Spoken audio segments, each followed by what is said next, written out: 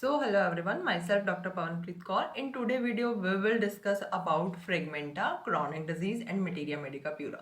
इनसे जो जो important questions आते हैं today we will discuss about them कि इसमें कितनी medicines हैं, कितनी addition है, कौन कौन सी medicines नहीं use हुई, कौन सी use हुई and total हनीमैन ने कितनी medicine अपने लाइफ टाइम के दौरान प्रूव करी थी।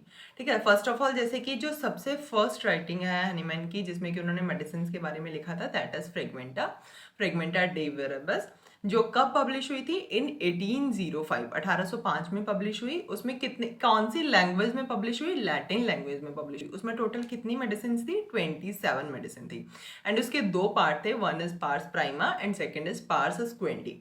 पार्स प्राइमा में मटीरिया मेडिका पार्ट मेंशन था जिसमें कि 27 मेडिसिन थी, 27 मेडिसिन का ड्रग पैथोजेनेसिस लिखा हुआ है। सेकंड पार्ट इज पार्स स्क्वेंडी जिसमें कि उन्होंने रिपर्टरी पार्ट लिखा था, अल्फाबेटिकल अरेंजमेंट किया था उन मेडिसिन के सिम्टम्स का, जिसको कि रूडिमेंट्री रिपर्टरी भी बोला जाता है। ठीक है, नेक्स्ट उसके बाद में कि जो इससे और इम्पॉर्टेंट चीज़ क्या है कि जो 27 मेडिसिन हनीमैन ने लिखी हैं इसमें फ्रेगमेंटा में, उनका मतलब उसमें से कुछ मेडिसिन का उसमें भी यूज हुआ है, क्रॉनिक डिजीज में दोबारा लिखी गई हैं एंड कुछ मेडिसिन एमएमपी में भी दोबारा लिखी गई हैं। लेकिन तीन ऐसी मेडिसिन हैं जो कि ना तो एमएमपी में दोबारा यूज हुई ना ही क्रॉनिक डिजीज में दोबारा यूज हुई, दैट इज कैंथेरिडी, कोपाइफेरा एंड वेलेरियाना। ये तीन ऐसी मेडिसिन हैं जो ना तो एमएमपी में रिपीट हुई ना ही क्रॉनिक डिजीज में रिपीट हुई। ठीक है, नेक्स्ट उसके बाद में कौन सी पब्लिश हुई है? Materia Medica pura. Materia Medica pura के तीन एडिशन है, तीन एडिशन में अलग अलग वॉल्यूम है। मटीरिया मेडिका प्यूरा एंड जो क्रॉनिक डिजीज है वो दोनों ही जर्मन लैंग्वेज में लिखी है, लेकिन जो फ्रेगमेंट है वो कौन सी लैंग्वेज में लिखी है? लैटिन लैंग्वेज में। तो अभी अपने मटीरिया मेडिका प्यूरा की और बातें करेंगे कि वो जर्मन लैंग्वेज में लिखी है एंड वो किसने लिखी है? सैम्यूल हनीमैन ने। अब नेक्स्ट अपने बात करेंगे कि इसके कितने एडिशन, कौन से एडिशन में कितनी मेडिसिन हैं एंड हर वॉल्यूम में कितनी मेडिसिन हैं। तो फर्स्ट ऑफ ऑल ये याद रखो कि जो फर्स्ट एडिशन था उसमें टोटल 64 ही मेडिसिन थी।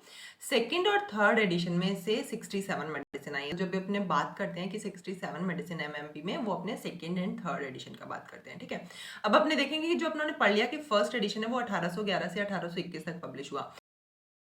नेक्स्ट अपने पढ़ेंगे कि उसके कितने जो एडिशन में वॉल्यूम्स हैं अलग अलग वो कब कब पब्लिश हुई हैं। तो फर्स्ट वॉल्यूम जो फर्स्ट एडिशन की 6 वॉल्यूम है वो कब पब्लिश हुई हैं? 1811, 1816, 17, 18, 19 एंड 21 में। उसमें कितनी कितनी मेडिसिन है उसको कैसे याद रखोगे? 12, 11, 8, 12, 11, 10। ठीक है, तो ये 6 एडिशन, फर्स्ट एडिशन की 6 वॉल्यूम और उसमें कितनी कितनी मेडिसिन है? टोटल 64 मेडिसिन है। नेक्स्ट अपने बात करेंगे कि जो सेकेंड एडिशन है एमएमपी का उसकी 6 वॉल्यूम कब कब आई। टोटल अपने को पता है कि 1822 से 1828 तक आई, पर लेकिन सारी वॉल्यूम अलग अलग कब कब आई हैं। तो फर्स्ट वॉल्यूम सेकेंड एडिशन की 1822 में आई, सेकेंड 1824, थर्ड 1824, फिर 25, 26 एंड 27। इसमें कितनी कितनी मेडिसिन है? 12, 11, 8, 12, 11, 13। बाकी सब में सेम है, लेकिन जो सिक्स्थ वॉल्यूम है सेकेंड एडिशन का उसमें 3 नई मेडिसिन ऐड हुई। कौन कौन सी? एम्ब्राग्रेसिया, कार्बो एनिमालिस एंड कार्बोवेज, ये 3 मेडिसिन ऐड हुई sixth volume of second edition of MMP में, जिसकी वजह से अब अपने पढ़ते हैं कि जो एमएमपी में 67 मेडिसिन है। थर्ड एडिशन 1830 एंड 1833 में आया, फर्स्ट एंड सेकेंड एडिशन उसके, और उसमें भी टोटल कितनी मेडिसिन है? तो इसमें 67 मेडिसिन है। नेक्स्ट अब अपने बात करेंगे कि जो इसकी मेडिसिन है उसका डिवीजन कैसे है, मतलब कि उसने फ्रेगमेंटा से कितनी मेडिसिन इसमें उठाई गई हैं, कितनी नई मेडिसिन ऐड हुई हैं, कौन कौन सी ऐड हुई हैं। तो 22 मेडिसिन ऐसी हैं जो डायरेक्ट फ्रेगमेंटा से उठा के इसमें एमएमपी में लिखी गई है जिसकी ड्रग पैथोजेनेसिस। 42 नई मेडिसिन ऐड हुई हैं जिसमें 3 मैग्नेट भी ऐड हुई हैं, जो अपनी तीनों मैग्नेट की मेडिसिन है, मैग्नेटस पॉलीएम्बो, ऑस्ट्रेलियस एंड आर्टिकस वाली।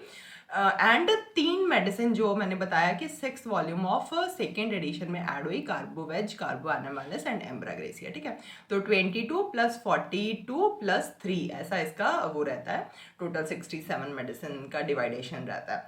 अच्छा, ऐसी कौन सी रिपर्टरी है जिसमें से तीनों मैग्नेटिक जो मैग्नेट वाली रेमेडीज है उनको डिडक्ट कर दिया गया था?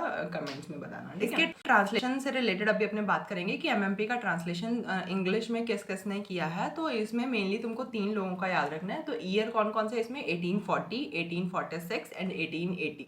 1840 में सबसे पहले डॉक्टर क्वीन ने किया है, इंग्लिश में ट्रांसलेशन किया है, लंदन में किया था। सेकंड जो है 1846 में किया, किसने किया? सीजे हैम्पल ने किया है, जिन्होंने न्यूयॉर्क में इसका इंग्लिश ट्रांसलेशन किया था। Last is 1880। 1880 में आर ई डजन ने किया है, इंग्लिश में ट्रांसलेशन किया, एंड इन्होंने भी जो ट्रांसलेशन किया था कहाँ पे किया था? लंदन में किया था। सो नेक्स्ट अपने बात करेंगे क्रॉनिक डिजीज का। तो क्रॉनिक डिजीज किसने दिया है? वो भी सैमुअल हैनीमैन ने दिया है, जर्मन लैंग्वेज में दिया। उसमें टोटल कितनी मेडिसिन है? 47 मेडिसिन है। उसके भी 2 एडिशंस आए थे। कब कब आए हैं? फर्स्ट एडिशन जो है वो 1828 से 1830 के बीच में है, जिसमें कि अगेन 4 वॉल्यूम है, ठीक है। तो इसके फर्स्ट एडिशन में 4 वॉल्यूम है, 1828 से 1830 तक आया है। एंड जो सेकेंड एडिशन है उसमें जो सेकेंड एडिशन है वो कब आया? 1835 से लेके 1839 तक आया, एंड उसमें टोटल 5 वॉल्यूम्स है। तो फर्स्ट में 4, सेकेंड 5 वॉल्यूम है। सेकेंड एडिशन कब आया? 1835 से 1839 तक। अब अपने बात करेंगे कि जो फर्स्ट एडिशन है उसको किसने पब्लिश करवाया था? अर्नॉल्ड ने पब्लिश करवाया था, एंड कहाँ पे? ड्रेसडन एंड लिप्जिग में। जो सेकंड एडिशन है उसको किसने पब्लिश करवाया था? शोब ने पब्लिश करवाया था, एंड कहाँ पे पब्लिश करवाया था? डूसलडॉर्फ में पब्लिश करवाया था, ठीक है। अच्छा, अर्नॉल्ड ने कौन कमेंट्स में बताओ कि जो अर्नॉल्ड ऑफ ड्रेसडन है, इन्होंने ऑर्गनॉन के कौन से एडिशन को पब्लिश करवाया था, ठीक है। नेक्स्ट अब जो लास्ट बात बचा है क्रॉनिक डिजीज से, दैट इज अबाउट इसके ट्रांसलेशन। इंग्लिश ट्रांसलेशन किस किसने किए हैं, या फिर किसी और लैंग्वेज में किसने ट्रांसलेशन किया है। तो इसमें भी सेम तुमको एमएमपी की तरह 3 ईयर याद रखने हैं। 3 लोगों का ट्रांसलेशन है जो इंपॉर्टेंट है। One is 1842, second is 1845, and third is 1894। First जो है 1842 में वो किसने किया है? जीएम शॉर्ट ने किया है। कहाँ पे किया है? ग्लासगो में किया है, एंड कौन सी लैंग्वेज में किया है? फ्रेंच लैंग्वेज में इसका ट्रांसलेशन किया है, ठीक है। तो 1842 जीएम स्कॉट कहाँ पे किया है? ग्लासगो एंड फ्रेंच लैंग्वेज में। Second is 1845। ये ऑलमोस्ट सिमिलर है एमएमपी के वाले से, क्योंकि 1845 में उन्होंने किसने? 1845 में सीजे हैम्पल ने इंग्लिश ट्रांसलेशन किया है किसका? क्रॉनिक डिजीज का। एंड 1846 में सीजे हैम्पल ने इंग्लिश ट्रांसलेशन किया है किसका?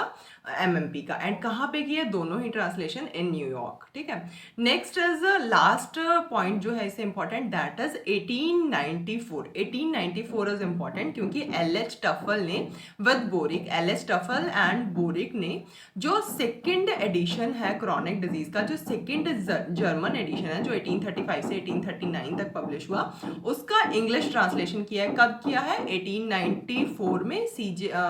1894 में बोरिक एंड टफल ने मिलके, एलएच टफल ने फ्रेंच एडिशन का ट्रांसलेशन किया इंग्लिश में, सेकेंड एडिशन का, ठीक है। सो ये दिस इज ऑल अबाउट जो क्वेश्चंस आते हैं इसे एमएमपी से, क्रॉनिक डिजीज से, फ्रेगमेंटा से। Hope this will help you in your homeopathic competitive exams. इसको एक जगह पे नोट कर लें। एंड इसमें एक और चीज रह गया, जो जैसे कि हम लोगों ने एमएमपी का मेडिसिन का डिस्ट्रीब्यूशन पढ़ा, क्या था वो? 22, 42 एंड 3। ऐसे ही क्रॉनिक डिजीज का मेडिसिन का डिस्ट्रीब्यूशन क्या है? 2, 18 एंड 7, 27। 2 जो मेडिसिन ऐसी हैं जो उन्होंने डायरेक्ट फ्रेगमेंटा से उठाई, जो कि मटीरिया मेडिका में अपीयर नहीं हुई थी। 18 मेडिसिन जो उन्होंने एमएमपी से उठाई, एंड 27 मेडिसिन क्रॉनिक डिजीज में नई ऐड हुई। तो इस तरीके से टोटल क्रॉनिक डिजीज में 2, 18, 27, टोटल 47 मेडिसिन है। इसी तरीके से जो अगर इनका टोटल करोगे कितनी नई मेडिसिन आई हैं, मतलब जो हैनीमैन ने प्रूव करी इन तीनों बुक्स में, टोटल हैनीमैन ने अपने लाइफ टाइम में 99 ड्रग्स प्रूव करी हैं, ठीक है। ये भी क्वेश्चन आता है। So hope this will help you in your homeopathic exams. You can tell me in comments if you want any specific subject or topic video want. Please like, comment and share my channel, and give the suggestion if any recommendation you have. Thank you so much.